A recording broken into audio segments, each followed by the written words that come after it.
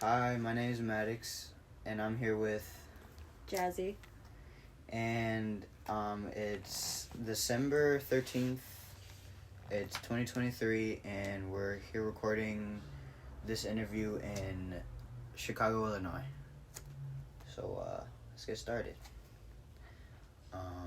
So you just came back from New Mexico, right? Mexico City. Mexico City, okay. Yes. Mexico It's City. actually one of the most beautiful cities I've ever been to. That's really nice. You studied abroad, right? Yeah, I studied abroad in Istanbul. So I would travel a lot from there, but I was there for a short-term trimester. And it was a business seminar. So I went to work at 2 organizations out there, and then I went to school in the mountains. It was really cool because I went to school in Europe, but I worked in Asia. Wow. Yeah, it's across 2 continents, the city. It's one of the most amazing places in the world. It's east and west kind of like merged together. The food must be good. It was very, very good. Yeah. Lots of sweets as well that are very good.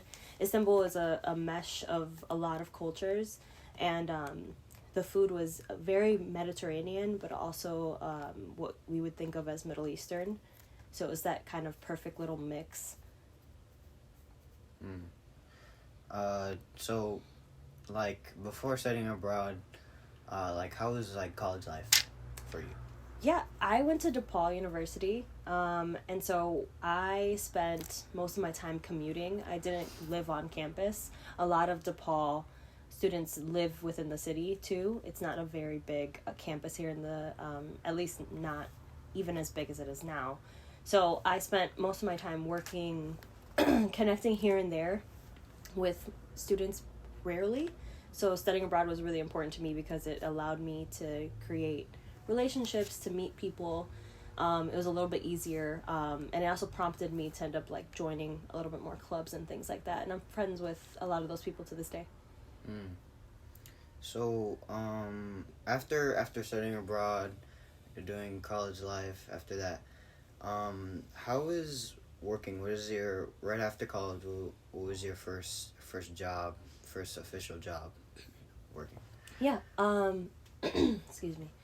I started off in futures commodity trading, so I didn't actually go to school for that at all. I actually went to school for human resources business management with a secondary degree in industrial organizational psychology and a minor in mathematics. So I ended up going through this internship program and started right away at that company almost immediately after my graduation.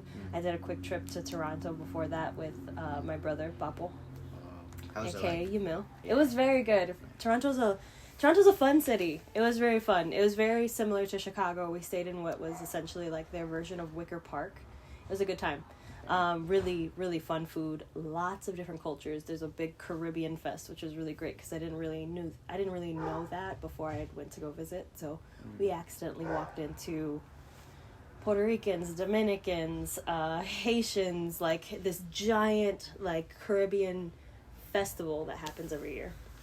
But so yeah, I went to school for something completely different. Went through this internship program, and then I started off in essentially customer service for these multimillionaire accounts. It was really great experience. It was awful working there.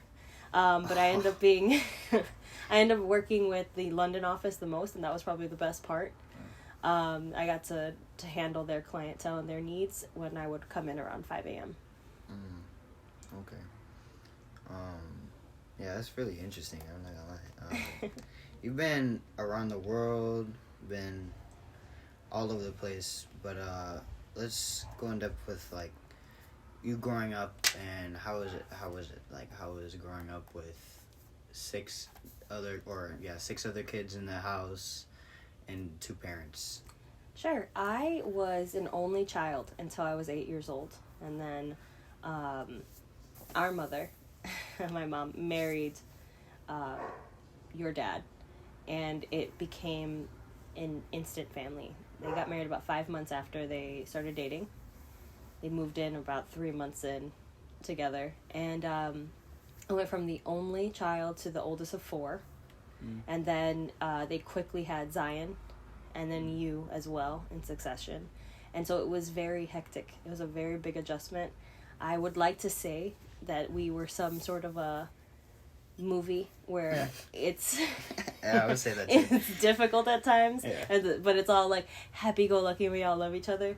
It wasn't like that at first. Yeah. I think that was a misconception for both our parents, because the realities of having a large family, being so young, they were very young themselves. That's something we have to always remember. You know, they're also experiencing life for the first time. How old were they? 25 and 26. Wow. Yeah. I forgot about So they were young. They already had multiple kids. And then, well, Mommy had 1. And then Yamil had 3. So when they got married at 26, they ended up having 1 immediately a year and a half later with Zion right after their marriage. And then you came about 4.5, 5 years after that. So it was an adjustment. I was not a shrinking violet or a soft-spoken kid. I was punished for everything that I would say quite a lot. Yeah. I spent a lot of my time on punishments and grounded, but I don't think it gave them what, I don't think it gave the effect that they wanted. Yeah. They really thought it was going to be some sort of bad thing for me to be alone in my room reading books. Little did they know that was my favorite pastime. Yeah. This is like sending away a kid to I was like perfect. TV. I was like, you don't want me here? Great. I'm going to go read this book. I'm going to read 400 pages. Basically in the next, like TV for you. Yeah, I would like stay up at night reading in the dark, even after going to bed and being told I had to go to sleep. So I would bring my book with me to dinner. They thought that they would give me that, but they end up reinforcing my love of reading, and it kind of worked out. I think that we did end up having that big happy family where, you know, we all kind of got to grow up together. And that was a big reason why I stayed when you were born, because you were born when I was 16. And that at that point became a little bit more difficult for me to imagine a life where you grew up without me because I was away at college. Yeah. Like, I got another topic. Yeah. It was pretty similar to what we were talking about. What happened, like, describe the first day I was born, like, or the day I was born, basically, because you're like, not super young and not super old, so it, I was 16. Yeah, 16? Yes. Jeez. It was, I think, right before I don't remember if it was right before my 16th birthday or right before my 17th birthday. But I was it was Thursday night, and I know this because you weren't supposed to be born then. You came unplanned onto the scene. Always unplanned. Yeah. So what ended up happening was I was at youth group. This is back when I used to go regularly. And I get a call that I had been ignoring basically the whole night, phone calls and text messages, because I was handling kind of like usher all of the kids and things like that, making sure that the younger ones weren't doing things they weren't supposed to, sneaking out, you know, all of the things. So I finally kind of take a look at it because I gotten so many calls and text messages throughout the night, and I see that not only did my aunt call me, but mommy called me, and your dad called me, and my uncle called me, and then my aunt called me, our other aunt Jeannie and Becky. So it was like a very big thing. I look at our text message, and they said, "You need to come out right now. We're waiting for you. Your mom just went into labor. It's too early. She started leaking." Wow. So your babies are in a sack. Yeah. So the liquid that you were kind of floating around in burst, but it was a slow burst. So it was a slow leak, but there's a lot of complications that can come with that in terms of you not having the adequate amount of oxygen. So there was some fear. I left. I got into an argument with one of the actual adults there because they're like, "You have to stay," and I'm like, "No, my mom is going into labor right now. This is not like a joke." So I got into so much trouble the next day, but it was fine. Or I guess not next week. I run outside. We got in the car. We're on our way there. They're like, "She's fine now." We've gotten a call that she's not. They're gonna put her into labor, so they're going to induce labor, but right now they stabilized her and they stabilized you. So that was, we were all kind of like relieved. Yeah. So then we go to Walgreens because they're like, we're going to need a little bit of snacks. They're not going to induce her until later tonight. Perfectly fine. We're like, okay, cool. We get you this tiny little, the only stuffed animal they had in Walgreens, and that was a Cookie Monster. Yeah. Which is why I still call you Monster. Oh, that's where that came from? Yes. Oh, okay. So then what we end up doing was going over to Illinois Masonic, and we waited there. And this so happened to be 8/8/2008. Your birthday is very, very big birthday because that was the first time, or the first day opening ceremonies of the Beijing Olympics. Beijing is obviously very, very, very different time zone. Yeah. So we got to watch the entire opening Olympics. And then all of a sudden, right after they lit the torch, we see about 3 doctors and about 7 nurses run with a baby on a cart. And they're on top of the baby. They're putting breathing tubes on the baby. They're running around frantic, and we're like looking like, what is going on? We haven't heard anything. Sure enough, that was you. You were born and you immediately stopped breathing. And they slapped you around and your lungs didn't start anymore. So they needed to take you to the NICU, do a little bit more, making sure, just actually manually making you breathe, doing some scans, doing some blood work, putting you on IVs, lots of things for a very, very brand new baby that was already born roughly a month early.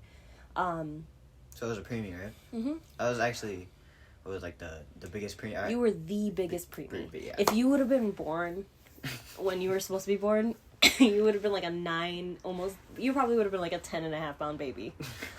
But you were like... you qualified as a preemie because you were the last ounce before it cut off and you were a regular sized baby. You were as big as you could be for a preemie. So, they gave mom a break, basically. Yeah. Well, thank you. So then, they took you into the NICU. They stabilized you. They got you breathing again. Turns out you had a bunch of holes in your heart. And you had sleep apnea. And after that, they brought mom out. We all got to go see you, and you were the tiniest little thing. You look awful with all of the tubes coming out of you. It was one of the most traumatic. Yes, it was very, very bad. But they were still so hopeful, and they were saying how big you were, how strong you were. You looked tiny to us because you were still a premature baby. But they told us that you essentially would grow out of the issue you had, and so we were able to kind of breathe and then appreciate the moment and sing you happy birthday. Yeah. Oh. Yeah, that's must have been crazy as a 16-year-old to go through that, and all that's happening, plus, like 4 or 5 kids running around. Yes. And you're oldest, and you're trying to take care of all. So me and Becky were. So all we had was Zion that night. He's the only one. He was sitting on my lap. Zion, my brother. Yes. For the record. He was 4. He was so busy looking at the opening ceremony because he kept asking who that was. Every time somebody new would come on, and I was like, I have no idea who that is. So we spent 2 hours being like, I don't know who that is. I don't know who that is. It sounds like me and you when we watch a movie. Yes. Who's that? I don't know. Yeah, I don't. We'll find out together because we're watching it for the first time. But yeah, so it was great. It was he was super calm. It was night and day with you and him. He was like the absence of energy, and you were the ball of energy. It was the polar opposites. It was like yin and yang. Yeah. So he was relaxed. He was chilling. Yeah. He was vibing. It was also very late for him. So he was also very tired. He was holding on to your Cookie Monster stuffed animal the whole time, waiting for you. Yeah. Zion's another person I really look up to. But speaking of people that you like, I look up to, what is one person that really like you look up to when you were younger, that inspired you? Basically, yeah. I would have to say there was quite a few people. I think that there was no one person that I thought of as like my main source of inspiration. I looked up to Mom in a lot of ways. Our mother, she's one of the people that, even though me and her sometimes don't agree, she's always fair. She's always, good to people. Yeah. She's one of those people where she's, such a genuine person. Yeah. And she doesn't gossip or anything like that about people. She's always been very upfront about that. And that's something that's just a quality of character you have to look up to. Yeah. Especially growing up, and like that's who you learn from, and that's who you try to copy, and that's very good. Yeah, and model after. Yeah. Very much so. She was one of the people that I really did look up to. I looked up to our grandmother. She was so studious. She loved books just as much as me. We would talk about books forever. I looked up to... I don't think I had anybody famous that I looked up to. I think that, if anything, I spent a lot of time reading fiction books. Yeah. And so those were the people that I looked up to. The worlds that were created. Some authors, some Puerto Rican people too. I would say that like Pedro Albizu Campos is our version of Martin Luther King. Very much somebody that I was so fascinated by. Antonio Martorell, he is a artist. The Leaders of the Young Lords. No idea. I'm familiar with that. So that organization, the things that they did for our community while simultaneously fighting for equality. Amazing. Our grandmother was a part of the revolutionaries. What? She ended up... Go into yeah, she ended up... For the record, this is the first time I'm actually hearing about this. I've never... She was a part of the Young Lords. It got cut early because she fell in love with our grandfather. Papa. No, that was her dad. She fell in love with Papa. Pedro. Pedro, yeah. Our abuelo. But yeah, so she was here, 16. It's the 70s. Well, it's the late 60s. Late 60s was the time of revolutions, of massive protests, of love, of drugs. She was here working, helping our great-grandmother survive, sending money back to Garita, our great-aunt, and Moncho, our great-uncle, so that they could go to school, private school in Puerto Rico. And she did a lot of things, and she was super invested in getting our political prisoners out. In overthrowing some things in the independence movement for Puerto Rico, the oldest colony in the world. Wow, that's crazy. I'm actually very surprised about that. I did not know. She was very different when she was young. She was a firebrand. She's turned into our cozy grandmother now. Yeah. Our cozy grandmother that knows her wines and loves her books and loves a good vacation. Overthrowing to wine. So, what she say? She's like, that's my agua. Yeah. She was making a joke, to be clear. Yeah. And, I got another topic, close to what we were talking about again. Papa, my grandmother's, father. Yeah. How was he? Papa was such an interesting character. He was 6'5". 6'5". That's where you get your height from. Yeah, that's where I got my height. Yeah. He was huge. which was rare for Puerto Rico. Yeah. Especially rare for 50s Puerto Rico. 50s. Yeah, imagine being it's the 50s and you're 6'5". Mm-hmm. It's crazy. He used to be he had our grandmother and him started dating because she was like, he's the only one in the town that has a really good job. He was an ambulance driver. Yeah. But back in the day, Puerto Rico wasn't necessarily a place where you had functioning hospitals throughout the entire place. You know, it was at that point extremely poor. You know, Puerto Ricans barely survived the Great Depression. It was famine. You know, a lot of our lands had been taken over by America. Farmlands had been taken from families that had farmed for generations. And with that, starvation and just despair. So our great-grandfather, Papa,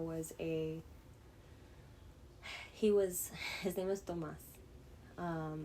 That's why Tomo's name is that. Oh. Tomas Conde.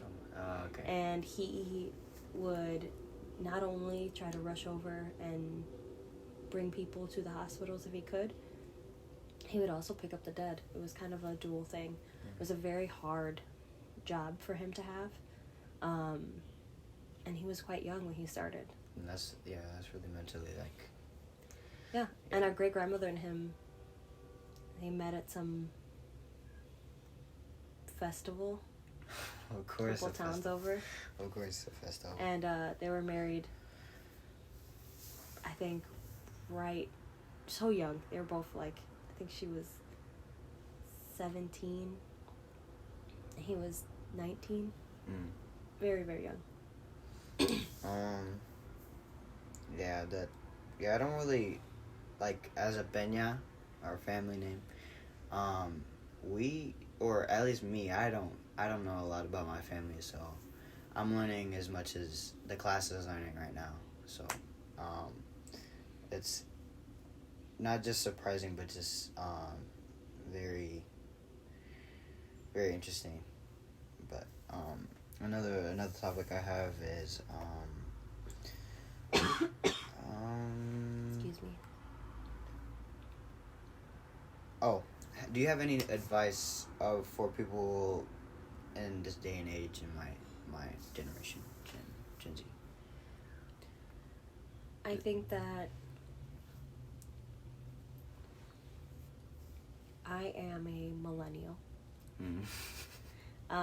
So there's a bit of a divide. I grew up half in the tech world, half out of it in my childhood. My biggest advice would be, nothing is set in stone. Nothing is the end of the world. And to unplug every once in a while. I think that everybody is going to get to their own conclusions eventually. You don't have to agree with everybody. But I think that, when you look at how much information we're taking in, it can be very devastating. And so my only really advice is, like I said, to try to unplug, to try to remember that nothing is the end of the world. Things go on. You'll be okay. And if you're not, you have to make yourself okay. You have to carve out a little piece of your own happiness. Nothing's going to be handed to you. Yeah. And to keep yourself sane in crazy times, always look for the people who are helping. There's always somebody running into a burning building. There's always somebody doing chest compressions when people are hurt. There's always somebody going to grab an older lady if she's fallen. Be that person and look for that person all the time. And that's it. Sorry. I think I'm going to wrap it up. And, thank you.